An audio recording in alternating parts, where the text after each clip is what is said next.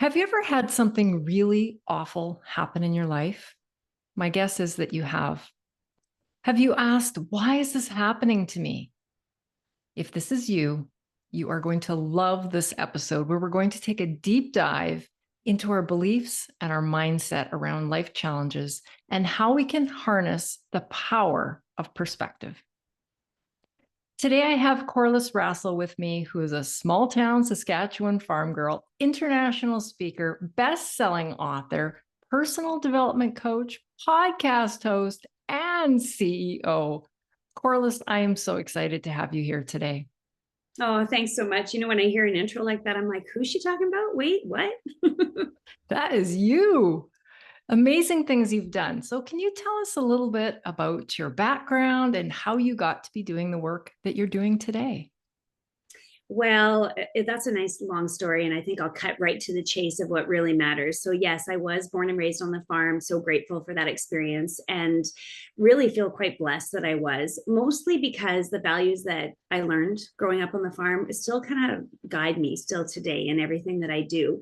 And I will never regret any of that. Although it is kind of funny that when I was on the farm, I didn't like being on the farm. So it's interesting that it's come full circle that somehow I'm like, oh, it was the best thing ever because I didn't really love it when I was there as a child.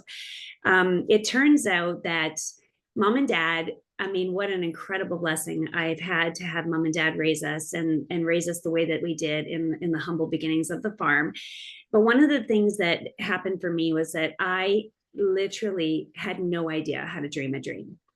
It was something that it just wasn't in our DNA right from the start because everything was about survival. It was about pushing through and being strong and surviving whatever it is that came your way. And although those are really important, skill sets to have, I've learned something different as I journeyed through my life. And that actually came from my experience when I was just in my early 20s, when I was given an opportunity to join a direct sales company. I did it on a whim. I 100% started just for me. I don't know if you know what Party Light is, but basically the product was home decor specializing in candles. And when I joined that company, I didn't even know how to burn a candle. Like, I'm not even kidding. We had power outage drawer. That was it. We had emergency candles on site. I did not know how to burn candles. And here I was starting what was considered a business. I thought I would do it for 2 weeks and it turned into a 30-year career. Now, you might wonder what happened in there. How does it go from 2 weeks to 30 years? Well, when I started for myself. And what was surprising for me is that as I developed and grew my business and I was meeting women and I was going into their homes and recognizing that I could use this business that I was in to help people reach their goals. And that became my primary focus. So I always say that I went from lighting homes to lighting lives. And that's what kept me there for 30 years. It was an incredible, incredible experience. And it taught me so many skills. It's one of the reasons why I actually believe things happen for us, even when we don't even realize that they are. Wow. So, you've had a few stumbles, and I know that we've talked about life lessons. Can you talk to us maybe a little bit about some of the most powerful life lessons you've had and how they've maybe helped you choose paths or avoid other paths? Sure. I think that's a really great spin for us to go here. And, even though I talk about myself professionally and the things that I've kind of done there and how it prepared me for doing what I'm doing now, there was also some personal challenges. I really believe that we're one person. It's not like we're this certain person at work and then we're this certain person at home. We're the same person everywhere we go. And in my personal life, so when I reflect back on it, I got married at 19. I was in a hurry to start my life. I just wanted to get my life going and, get married, have happily ever after, and, have a family and build a career and do all the things. I used to dream about Heather Locklear. I don't know if you remember her from Melrose Place. But on the farm as a kid, I used to watch Melrose Place and think, I just want to be like her. I just want to be this powerhouse woman.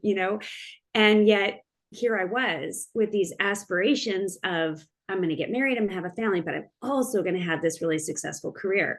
So being with Party Light gave me an opportunity to do all of it.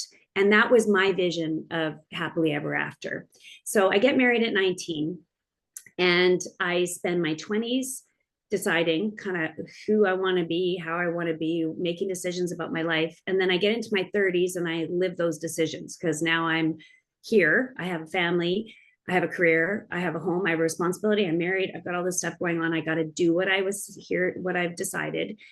And then I get to my 40s and I look back and go, okay, who am I really? What really matters to me? And I had lived everything for my family, for my home, for my career, for, I mean, I just literally had no idea. And what was interesting is at this point, my life fell apart as well. And I suddenly get divorced, and I'm a single mom. I go from a dream home that we had just built to living in a 2-bedroom apartment with my 3 kids. And it was my restart. And it was a very difficult period, like on so many levels. And yet, looking back now, I know it all happened for us. It happened for me, it happened for my kids, because that was the turning point. That was my pivot. That was where I had to make some really serious decisions to change the trajectory of my life and to really own it and to really start leading my life. And in order to do that, I had to start with me. And then that was going to filter out into my kids as well. And they needed me to do that. So that's exactly what I did. So your question was about the pivot. Can you bring me back to the question? Just powerful life lessons that you've learned along the way that have really led you to where you are today. So the life lessons in that for me were, everything happens for a reason. And we hear that saying, and it's so cliche, and it all is out there. And, we hear these quotes and it's like, yeah, that's inspirational. But when you're in it, you can't see that. You can't see it's happening for a reason. It's not until you've lived your life and you've moved forward and you've come through it that you can look back and say, there was blessings in that. That all happened for me. There was a reason that happened. So just as an example, using my own story. So I suddenly find myself getting divorced, and I'm a single mom and I'm living in this apartment. So I want you to kind of envision that. And it is devastating. I mean, every night I am making a bed on the floor in my kid's room at 40 years old going, I don't know really what I thought this was going to look like, but this is not it. My business is on the decline. I'm at an all-time low. So in that time, I couldn't see through it. I couldn't see the reason it was happening. I was just sad about it. That's all it was. But now that I'm through it and I'm on the other side, I can see that the lessons of that were, I needed to create a healthy relationship with myself. I needed to break free of the relationship that I was in, the circumstances I was in, the business I was in, the normal life I was in, to actually really kind of find out who I was. So there was a lesson in that I couldn't see at that time. The other thing that happened was I started to envision what I wanted it to look like moving forward. See, I was coasting through life. I was just taking whatever life gave me and reacting to it. I wasn't really in control of my own life. I wasn't proud of who I was because I was just showing up every day with whatever came at me. So if I had stayed in that marriage, in that life, in that relationship, I could have never met my potential. And I could never be even doing what I'm doing now, or on the path that I am now, or I couldn't have been the mom that I've been proud of, that my kids were following, and the example that I set for them. So in it, I couldn't see it. But on the other side of it, I can see that there were so many blessings and lessons that came through that. So it truly happened for me. I'm just going to share a little bit about my story too, just because I think that there are so many lessons in learning other people's stories. But after losing our daughter, I really fought the whole idea that everything happens for a reason, because for anybody who said that to me, or I heard it somewhere, it made me seethingly angry. I thought, don't you tell me for a second that this is, for my personal growth. But after time, after the acute grief was starting to subside a little bit, I realized that losing my daughter did happen for me. It happened as a result of losing her, I truly believe that I had a choice, and I chose to grow. I chose to live from love every opportunity I had. I chose to ditch the anger. I chose to ditch the perfectly clean house and all these ridiculous things that just don't matter anymore. I chose to bring the people that meant most to me closer. I chose to let go of the things and the people, the situations, the jobs that weren't filling my soul. But you're right, when you're in the weeds, when things are going sideways and life is throwing you nothing but curveball after curveball and you're on your knees, it can seem like the world is against you. But I think this segues perfectly into my next question, which is mindset. How, when we are served such unfair and difficult challenges in life, how on earth can we use this thing between our ears to get us moving in the right direction? You said it so well when you said about the power of choice. So, mindset is everything. Now, I know we know this on a surface level. Most of us know it on a surface level, and we need to dig deeper into it. I believe that understanding the power of your mind is a lifelong journey for all of us, even after you study it, even after you work with it, even after you become aware of it. So, there's a formula that I learned a long time ago that I have been practicing. So, it's easy to go down into a rabbit hole, isn't it? It's like you don't even realize that it's happening, but this thought comes in and it starts to spiral. If you're an overthinker like myself, it can really go crazy. It can consume you. And you're thinking even when you don't think you're thinking. So you're cleaning your house, you're doing dishes, you're in the shower, you're driving. Your thoughts are going on all the time. And many of those thoughts are coming from your old programming, your subconscious mind. So we have these experiences throughout our entire lifetime. And every one of those experiences is like goes into like your computer bank, your brain, and it's stored there. And not until we become aware of those old files can we replace them with ones that serve us. With this formula, if you understand this process, you think a thought, it creates an emotion. Okay. So I'm not good enough. When I told myself I wasn't good enough, my feeling was I'm inadequate, I'm low, I'm feeling pretty sad, right? From there, I take action based on that feeling. Because a lot of times we react or respond based on how we're feeling. If you're feeling really low, you're not out there being all confident, right?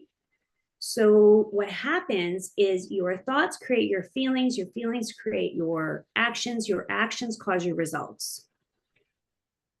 That's why we know when you use and understand this formula on the simplest terms, your thoughts are creating your results.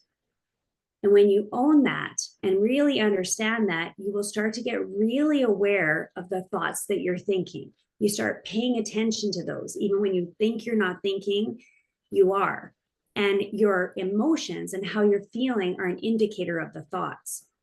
So, what you want to do is tune into how you're feeling and then trace it back and go, what am I focused on right now? What am I actually thinking about? What am I telling myself? What is the story I'm telling myself about this? Because as soon as you recognize the story you're telling about yourself and that your mindset is centered on and focused on a certain thought, that's when you start to empower yourself to go, I'm going to interrupt that thought. I'm going to change that thought pattern. I'm not going to go down this rabbit hole, and I'm going to switch the thought. And we all have that power of choice.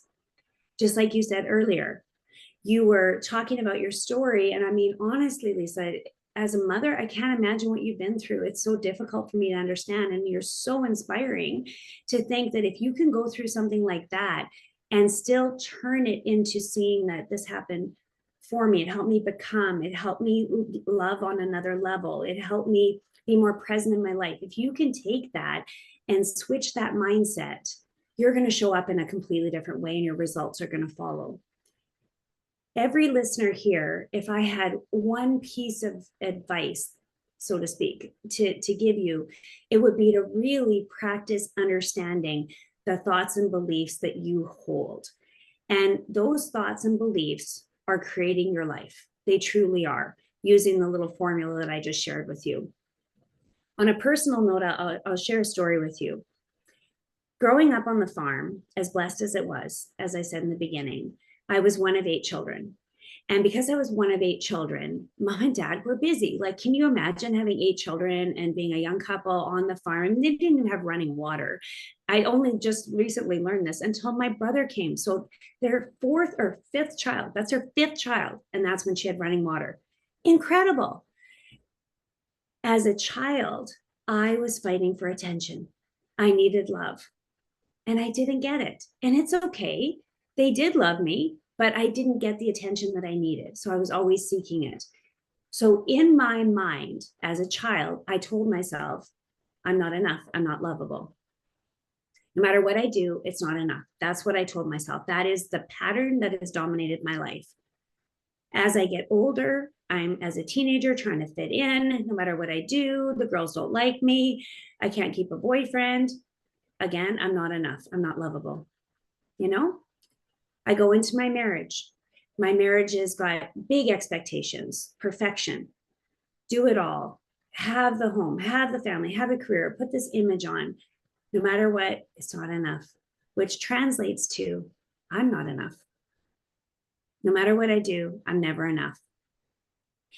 That has translated, and that pattern has gone on my entire life until I interrupt it, until I say, this is something that's been dominating my life. This is a thought and a belief that I've accepted as truth. It's not really true. You're enough just as you are. And as soon as I recognize that that's the pattern of thought that I had and a belief I was holding about myself, I became empowered to change it. And this is when I could start saying to myself, you are enough. And I could start looking in the mirror and saying, I love you, Corliss. And I could start practicing building myself up instead of tearing myself down. I could start to change the conversation in my mind, and my results completely followed. Not just in things that showed up externally in my life, but how I felt about myself and how I felt about my life. I think that you bring up a very important point, and at the very core of all of this that we're talking about today, everything starts inside of us, not outside of us. What is happening, we cannot blame on outside forces. That person said something to me. This happened at work. It all comes from inside of us. But I think what I'm going to pick your brain about next, since you are the expert, is how do we flip that switch? Like everything makes sense. And I'm nodding my head as you're talking here. You know, when we say these things, we're ultimately creating our future before it unfolds. I'm not enough. I'm not going to get that promotion. I'm not enough. I'm doomed to be in this terrible marriage. I'm not enough. I'm not a good enough mom. You know, my kid's always getting in trouble. Whatever it is, we're setting ourselves up for failure on every front. So my question is, how? How do we flip that switch? Are there certain mantras we can say to ourselves?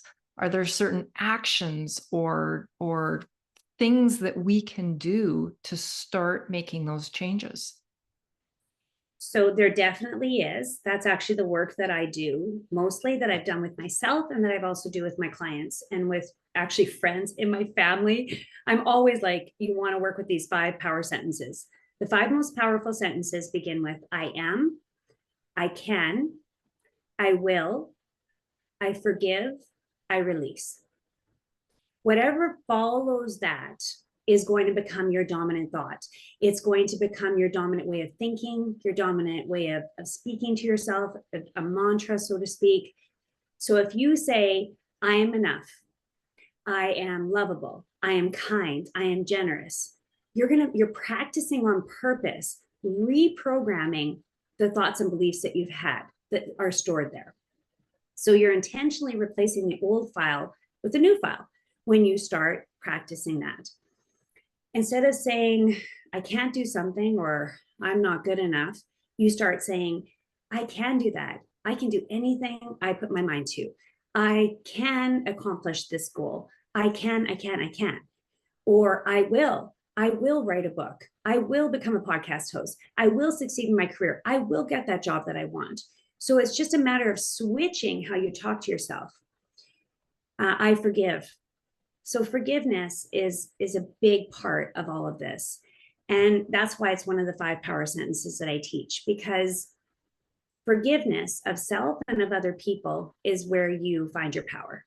It's when you can release, which is the 5th sentence, when you can release the things that are really holding you down. If you envision it like going and getting a bouquet of balloons. So you go and get the helium balloons and they're tied with that weight, and each time you snip that cord, the balloon flies away. It's the exact same thing in your life. As soon as you can release and forgive the things that are holding you down, you can fly. So you want to release those things. You can practice doing that. So it's like, I release myself of my cares or my worries. I forgive that person that did that injustice towards me. I forgive myself for not knowing to do better than that. Now that I know better, I do better. So you just start speaking to yourself differently and you do it intentionally and on purpose. That's how you do it. I've heard something too that's similar, a little bit different. But if we can't say, I am, I will, like these very affirmative type of statements, that adding the word yet to a negative statement can also be somewhat empowering. I can't go or I can't skydive. I can't skydive yet. Yeah. I don't know. I haven't written that book, yet, right? It's opening that doorway, I think, to possibilities. Beautiful. Yeah. That actually, that reminds me of at Lead Conference when Christina Kuzmich said, right now, add right now behind it. Yes. So it's like, I'm really struggling right now. So instead of I'm struggling, like it's a never ending loop that's always going to be doomed and you're always doomed and it's never going to get better, you say, I'm struggling right now. Yeah. I'm having a difficult time right now. I'm worried about my finances right now. Yeah. You just add that. I love that. I like that because I think, at least, with my journey through grief, I think validation is something that's really important. And honestly, no matter what people are going through, I think that validation piece, like, yes, your life does suck right now. This thing that did happen does suck right now. It's your choice if you want to stay there. But I think that when we say that, my life sucks, right now, it's saying that it sucks right now. And it doesn't have to stay that way. And I think that when we recognize that, we are, like I say, we are just opening that door up to, the next thing. How important do you think it is to reach out for help? Like whether it's therapy, coaching, finding the right person, the right group to help you take the next step? Because we can say these things in our head, these positive things. I myself find that I work really hard on this, but there are days where I go circle right back and I've got the negative self-talk. So what do you think about hiring or seeking out professional help? Is there on a scale of 1 to 10, I would say 1,000. Who you surround yourself with is going to directly impact you 100%. And hiring and investing yourself, I'm going to ask you to reframe that a little bit, because sometimes people are like, oh, I'm spending all that money. I reframed it when I started investing in myself. I started investing in myself, knowing that the more that I invested my time and energy and financial money into personal growth and development, the more it was going to have a return. And I just believed it was going to have a return in my life, and it has. When I was originally making a decision to start my company, to leave my secure income, my business that I had, to pursue what was in my heart and really kind of live full out, when I was doing that, I was like, you know what, Corliss? The only way that you're going to succeed is if you understand who you are. You need to go back to the drawing board. You need to figure out, can I say shit? But you need to figure out your own shit.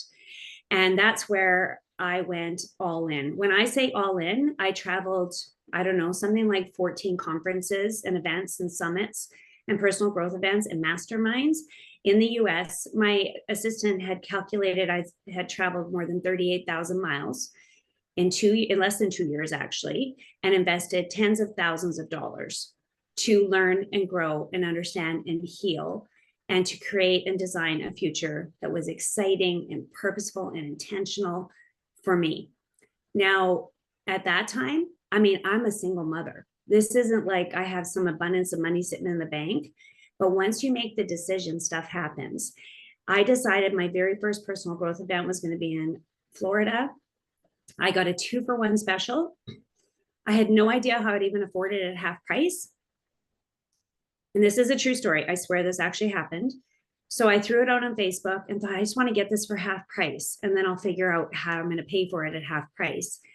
And I threw it on Facebook and said, does anybody want the second ticket? Because then we can both go for half price. Somebody from Ontario responded and said, yeah, I'll take it. And then I'm like, oh my gosh, I'm actually doing this. Found air miles to fly. And then I was like, still, how am I going to pay for the hotel?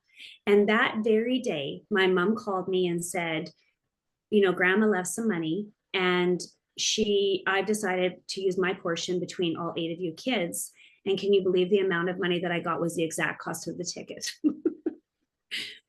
And I was like, it seems to always work itself out. It just figures itself out. But first, you got to decide.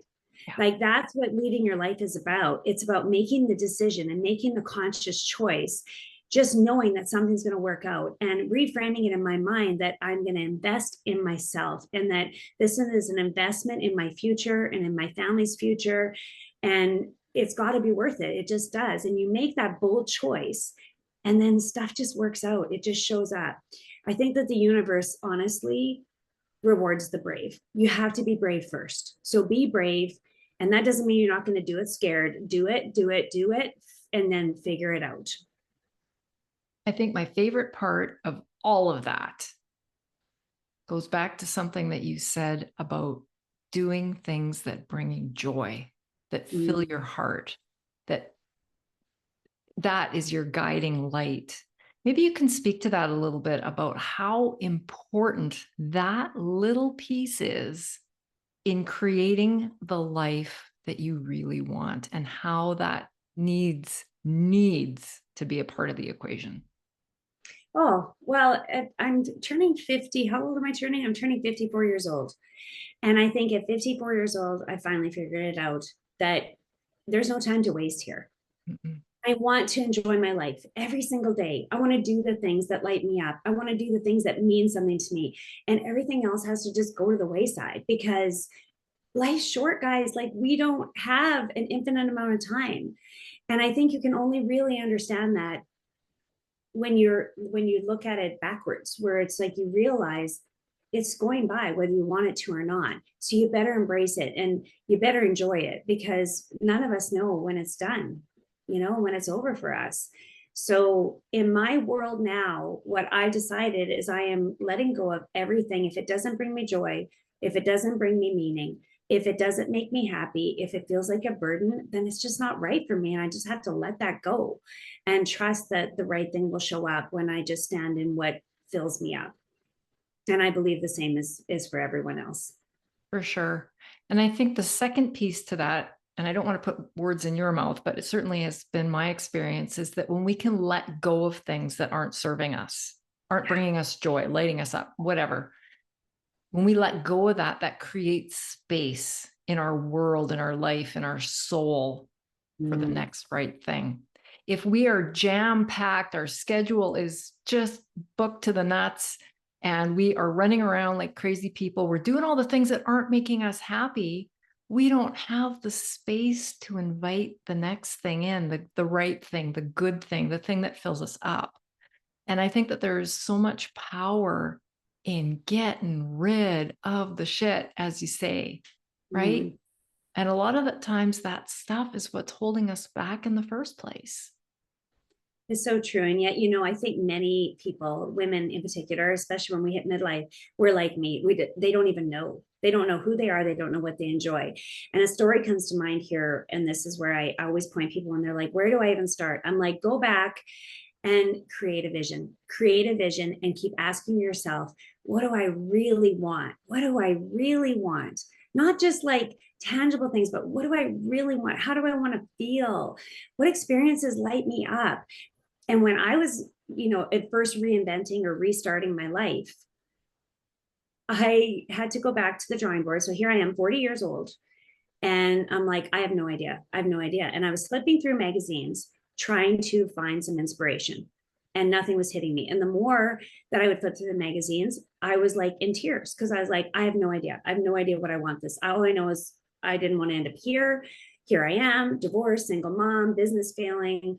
I have no idea. And it was because I hadn't thought about it for so long. It was a challenge for me to even think about what brings me joy, what's going to make me happy, who am I even? And then this little tiny magazine ad came up, and all it said was first after 40. That's it. That's all it said. And I was like, wait a second. I have no idea what I like. I don't even know what I enjoy, probably because I haven't had time to focus on that. I've been focused on everybody else. So maybe this stage of my life becomes about trying things for the first time. So I put things on there. I got excited a little bit. I got a glimmer of hope. And I started putting things on there like learn Spanish and go surfing, which I have no idea why, because I can't swim and I don't really even like water. It kind of scares me. But anyway, I put it on there. I put play the piano because I always wanted to do that as a kid, never got to.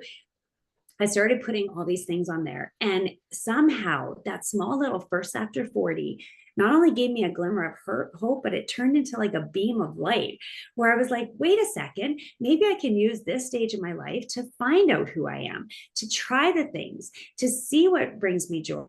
I mean, I had golf on there, and a lot of the things that I put on there, I did try them and found out I didn't like them.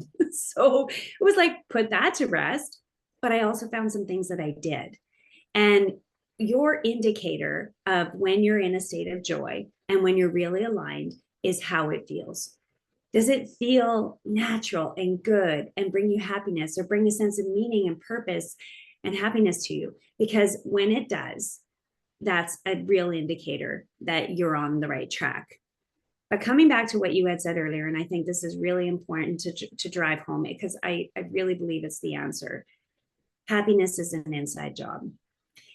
A lot of times feeling the joy that we want to feel in our lives that isn't just temporary from outside things has to begin within. And this is why I invested in myself, because it had to start with me. I had to understand why I felt the way that I did, what I believed about myself, why I had these mindset patterns. I had to really kind of go within myself and really do a deep dive into who I was as a human being, what made me who I was, so that I could become who I wanted to be and to really live and lead in that way. That's where you really experience a whole new level of life. But it has to start at the beginning, at the foundation, which is within you. Absolutely. And I want to share a little story of myself too, which is similar to yours, but just happened in a different way. I mean, I've been going to therapy now quite regularly for a long time. And not that long ago, I don't know about anybody else, but it seems like I book my therapy ahead, right? Because if you don't, then you're not on the books. And I remember walking up to my therapist's house thinking, why did I book in today? I'm feeling pretty good. Got there and did like the ugly, snotty cry for the whole hour. And I will never forget my therapist saying to me, Lisa, what makes you happy? What do you like to do for fun? That was an F word I hadn't used for a long time. And I remember I just looked at her with great big eyes, and the tears started coming faster and faster because I didn't have an answer. I didn't know who I was, what I wanted to do, or what the heck was fun in my world. Wow. And since then, I I have been seeking out those things. And sometimes, like you, I try them. I was like, not my thing. But to seek those things out, and first and foremost, it's got to make me happy or I'm not doing it. Yeah. And it was just an exercise, and it continues to be an exercise in Lisa. Because like you, I am a couple of years older than you, but I got married at 25. I had my kids right away. All the good, bad, and the ugly that comes with, and the stress of having kids. And then we lost Katie, and then our son was really struggling. And I vowed that I was going to do everything and anything, including selling my soul to the devil if I had to keep my little family together. And this is kind of when I was collapsing in my poor therapist's chair. And she said, who are you and what do you want? And what are your dreams? That I realized that I had poured everything into everyone else. And that's not a bad thing. I don't regret that. But in the process, completely lost myself. Completely. Like Yeah. when somebody asks you, what do you like to do for fun? That should be an easy answer, right? Yeah. Even if it's just one thing. I had nothing. Yeah. And that was a huge aha moment for me, that I needed to go back to the drawing board, as you say, start learning about myself, start liking myself, realize that there was lots of room for growth, and that it was my time. And I think that midlife is a magical time if we allow it to be. It's so easy to go down, oh, well, this is, I got more wrinkles and I'm not sleeping and this is bad and this is bad and the weight's coming on and all these things. But again, the lens that we choose to look through is so powerful. Okay, there's that stuff going on, which I'm working on, and maybe we can fix, but there's this other glorious thing that's happening. And So that's that I have time for me, and that, I can work on my marriage a little bit more. We're able to travel a little bit more. I can take those courses I've been putting off, whatever it is. I think that even in the darkness, there is always, always light. And sometimes that light is us. that's actually what I found. I found that you can be a light for other people. And that's actually a very intentional and purposeful choice that I make at all times. It's like, you know what? I'm going to use my story, I'm going to use my experiences, and I'm going to use it to help somebody else in some way, shape, or form. And therefore, it creates purpose for me. What did you discover? I'm really curious. So I'm going to flip it around now. I'm going to be the podcast host and ask you, what did you discover? I'll share some thoughts here of what I discovered that I like, that are fun for me. I cannot believe how much I loved karaoke. I'm a terrible singer. However, I love it. My friend has a very sophisticated system, and you could barely hear the actual person singing. So, and we go up into his attic. He has it all redone. He even has beads that hang from the ceiling to make it really groovy, like the old style beads, like Mardi Gras look. And we sing and sing and sing. And it is the funnest night ever for me, which turned into, during COVID, I can't believe how I like doing TikTok videos. Completely silly. Lots of them have zero meaning, no message, nothing. It's just fun. And I love doing those things. When I stepped onto the stage of Lead Conference Canada, I've never felt more alive in my entire life. I was very aware of how fun that was for me. It was so fun. Leading up to it was so much work, obviously, but actually executing that space, so fun. So it's like, I would have never known that if I hadn't tried all these things. So the point is, just try. What did you come up with that's fun for you? You know what? It took me a while. Like I really felt stumped for a week or more. But I realized that I'm a creative person. I knew that all along, but I guess I'd shoved it down for so long. But like you, making little videos, that's how my podcast actually came to be. I mean, I don't know if the listeners know this. I'm actually a very introverted person. So the idea of, like put me one-to-one, love it. Small groups, good. Put me in a great big room at a party where I don't know people. I'm the one stuck against the wall, like not comfortable. But I love to create. I love to write. I love to make journals. I love to paint. I'm taking a pottery class this September. And just anything that I can do to be creative, to get those creative juices flowing, that brings me a ton of joy. And I'm sure that's just the tip of the iceberg for me. I'm sure that there's so much more I'm going to discover. But as an entrepreneur, I've discovered that to bring joy into the work that I do, besides working with people, is being able to be creative, being able to create things for them, being able to create presentations and all of these kind of things. So it's been good for my home life, it's been good for my personal life, and it's been good for my entrepreneurial life as well. I love that. Thank you. You're such an inspiration. Oh, right back at you. So where can people find you? Where can they find your website and all the work that you do? And tell us about what you've got coming up next. Oh, I have a lot of things coming up next. I'm very much moving into an empowerment space. So you want to follow on my website, because pretty soon I'm about to launch a whole bunch of really great things that are almost like going to self-serve you in empowerment. So when you need it, it's going to be there for you on demand. Ooh. I know, I'm so excited. It's a very inspired idea, really just about empowering you to truly lead your life when you need it, how you need it. We're all intelligent people, and sometimes we just need somebody to partner with us, and I am going to definitely step up and be that partner for you. So if you go to my website, corliss.ca, you can sign up for my email list. So I never spam ever. I don't like it when that happens to me. So I will never do that to you. If you go to my website though, you can sign up for Motivation Monday. So Motivation Monday is simply a once a week heart connection with me. And the message is very something you wouldn't see on social media. I go really into what really inspires and motivates me and give lots of practical how-tos there. So I highly suggest that you do that. And then when you're signed up there, I will be announcing it to my email list first when all of those programs are available and ready for you on demand. The second thing is you can follow me on social at Corliss Co. So the Corliss Co. So people often think Co stands for company, and it does, but the co actually represents everything that we do. So conversations, that's my podcast, Conversations with Corliss, community, we build lots of community, coaching, conferences. So the co actually stands for everything that we do at Corliss Co. I did not know that, but I love it. Love it.